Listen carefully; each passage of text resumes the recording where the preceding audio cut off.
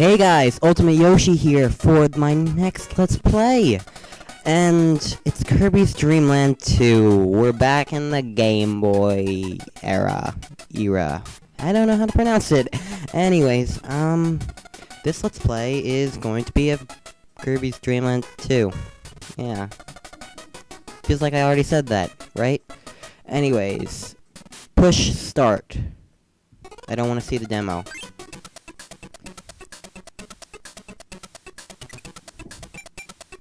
Apparently, I already started this.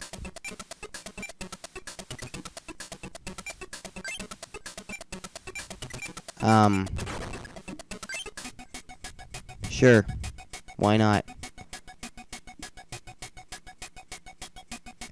Anyways, here we are going to something that looks like a steak. Yes, it totally looks like a steak. In the middle of a bunch of what are supposed to be water and clouds, but it looks like a bunch of white blobs. But it's 8-bit era, what else? Era. I don't know how that word is pronounced. Anyways. We're on a warp star. Let's land in level 1. Grassland! Oh my god, it's the most original name for any level ever. And the warp star interrupts the song. So it's your basic Kirby controls. He walks, if I can figure out. Okay, that's inhale and that's jump. Okay. La la la la la. You float by pressing up on the control pad. Inhale. And you can run. I think you can run.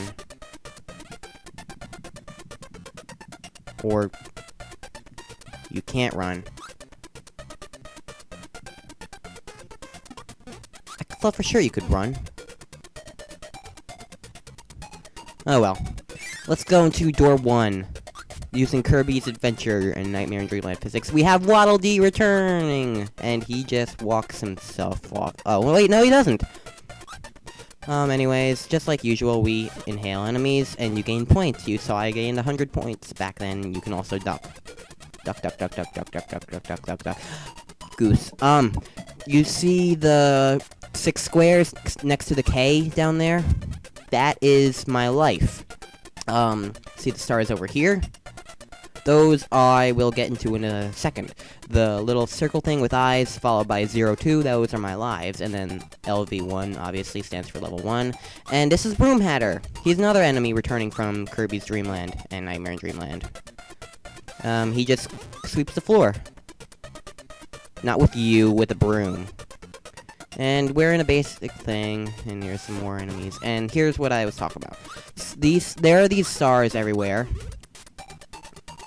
If you collect one, you see one of those stars down there filled up. If you collect all those, you get if you collect enough of them, you get a life, which is really incredibly useful. Since this game is actually pretty tough. You can inhale them, though. You can't, if you thought I said can. So yeah, this is your basic Kirby level, and here's a new enemy, followed by older enemies as well. Up there, well, yeah, up here, is a Brontobert. Brontobert is a bug thingy-majigger that was also in the original game, so we don't really need to go over him again now, do we? Now I'll re-scroll back onto the screen. This guy is Bouncy. He's an actually new enemy. He likes to bounce, so let's bounce along with him. No, you must not bounce. Oh, don't come back to life. If you inhale 2 enemies at once, your star that you spit out becomes a bit more powerful. It will not die when you just hit one enemy, but rather it will keep going until it hits a wall. So that's much helpful, and a very good tip for fighting stuff like bosses. You can drop down through fences. Yes, and I'll just scroll you back, even though you're an already seen enemy. This is Poppy Brother Jr. He's a little happy guy who jumps around and walks around, and he looks like a clown. And then here we have a door. This is another new enemy. The Parasols are against us now. This is Drifter, an actual living Parasol with an eye. And our first instance of an enemy who gives copy abilities. Copy abilities returned from Kirby's Adventure And I played the remake of that, Kirby Nightmare in Dreamland. So I'll probably just be referring to it as Kirby's Adventure, because that one technically took place before this one. Parasol is an ability that, well, here, let me float. And we drift down. In the 8-bit games, it's not as prominent as it was in the more advanced games. Parasol is also used as a normal attacking thing. That was a pet brew, it gives you health. Also returning from other games. Up here are star blocks, they just break. Parasol can be used to shoot. And if you don't want to do the drift, all you need to do is press down on the thing, and you, on the D-pad, or arrow keys, since I'm using an emulator, and you drift. You don't drift, I mean. It also can be used as a defensive weapon. If you get hit, like I just did, a star pops out of you, featuring your ability. You inhale it back up, and then swallow to regain your ability. It's as simple as that. And another new enemy, brand new to this game. The egg is called Cracked Tweet. Break open the egg, and a little birdie comes out. Yay!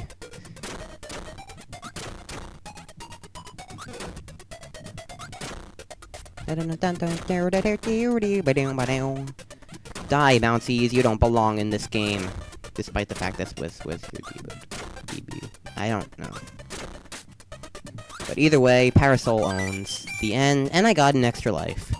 So, with 3 lives, let's exit the level. And we have the Go Game returning from Kirby's Adventure. And I got a pet brew. Huzzah.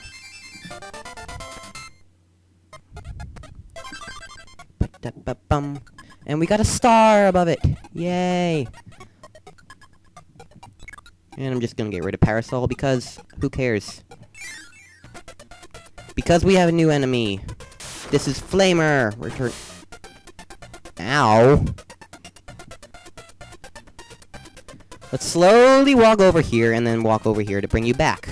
Flamer is an enemy returning from Kirby's Adventure. Stop! Would you stop that? That is... I'm trying to explain you here. He obviously shoots into a fireball. You've seen him twice, so let me just say that. He gives you the burning ability. You don't have a normal fire ability in this game, you just have burning. Brah! Brah! I love burning ability. It never gets old. You turn into a fireball and blast through everything. How could you not love it? Brr! Also, you can crash into walls. And I feel like destroying these because I want to. Ha ha ha. Mini boss time! This is our first mini boss. This is Efreeti. I don't know how you pronounce his name. But he's also just like us. He's burning. He gives you the burning ability. He's pretty much really awesome, and he's wearing a bow tie because bow ties are cool. The end. End of story. Yeah. Efreeti is one of my favorite mini-bosses, and this is his only appearance, so... Well, not the only appearance in the game, but the game is his only appearance. And he's almost killed us. So, let's spit out the ability, and... Pooka! He dies. And now, the bag drops, and... Huh? It's the guy from the opening cutscene. Who is this guy, you might ask? This is Rick the hamster. He's a hamster, in case you didn't guess. He's bouncy, bouncy, bouncy, bouncy, bouncy, bouncy, bouncy, bouncy. And his hand is moving back and forth, back and forth. Rick is one of 3 animal buddies, or animal friends, or animal acquaintances, or animal, follow you around. I don't know. He's actually really awesome. You may just be thinking, if you haven't played this game or ever seen anything from it, but he's just sitting there, doing nothing except bouncy, bouncy, bouncy, bouncy, but you must never mock the bounciness is awesome! But in true video game fashion, we'll figure out what he does by running into him.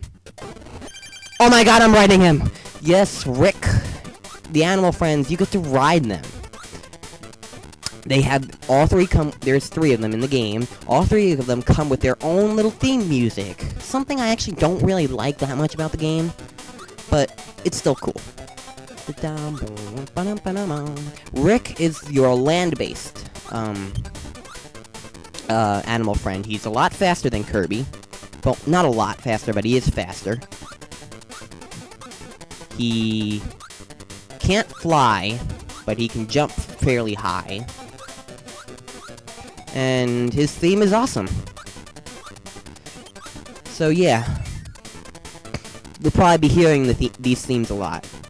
Anyway, something else that's pretty interesting about the animal friends is that every single one of them, see, I just inhaled the drifter gives you Parasol. What was that?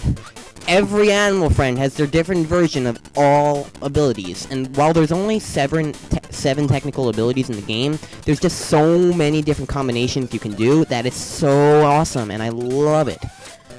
And yes, Poppy Bro Jr. sometimes ride on apples. Apples are rubbish. I hate apples. Not really. But I haven't actually eaten an apple in a long time. Random trivia aside, we finished level with Rick, so let's do a go game with Rick! 20% more wickier.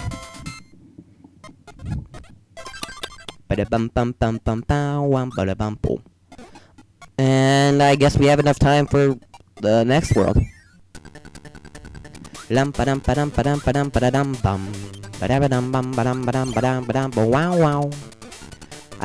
really like Rick's theme. Ow, Waddle Dee. You don't just stop randomly and then make me run into you because I feel like I don't even understand. Ooh. Anyways, I never really talked about what Rick did with Parasol, but you obviously saw it. Anyways, Rick with Burning ability turns into the actual Fire ability, essentially, from Kirby's Adventure. And now we get to hear the music without the background, because the 8-bit technology makes the fire sound effect take up the rest of the music. Well, not the background. It's the drum percussion thingy-majiggers. Maximum Tomato, or Maxim Tomato, or Magic Bag, as I called it in Dreamland 1. Maximum Tomatoes give you, as they would imply, maximum health. And in here we have a door. I love the random doors in the middle of the wilderness that don't seem to do anything at all.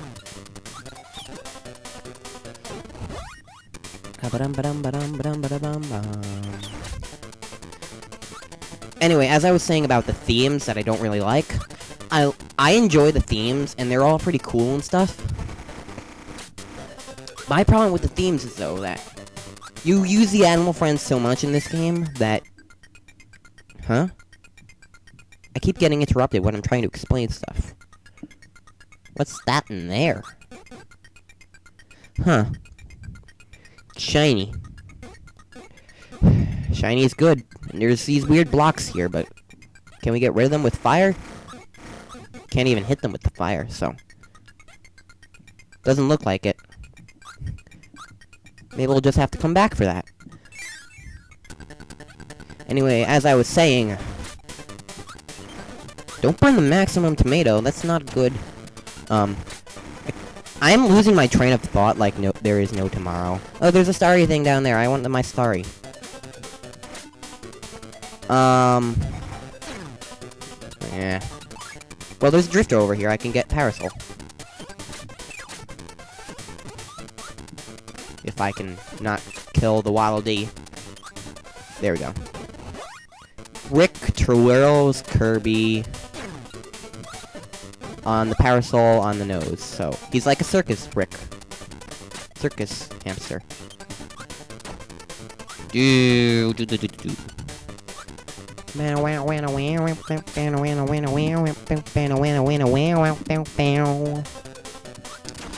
As I was saying, I don't like the animal friend themes because they always eat up so much time.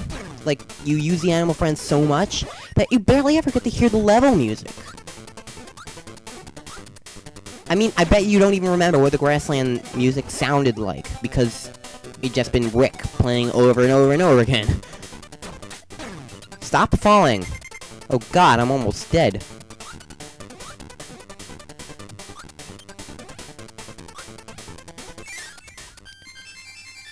That was terrible.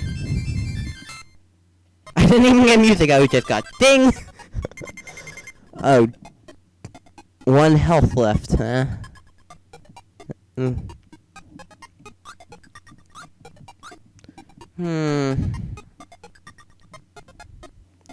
Well, I'll take this time to explain a bit more carefully, without getting distracted. I don't like the Animal Farm themes because you use them so much so that you never get to hear the level themes. There, okay? And I really like the level themes in this game. A few of them are reused from older games, and that's okay. But, yeah. So much good level theme music is just overlooked by the Animal Friend themes. So, yeah. Anyways, it's getting to be a bit, like, lengthy. Well, what am I saying? Lengthy.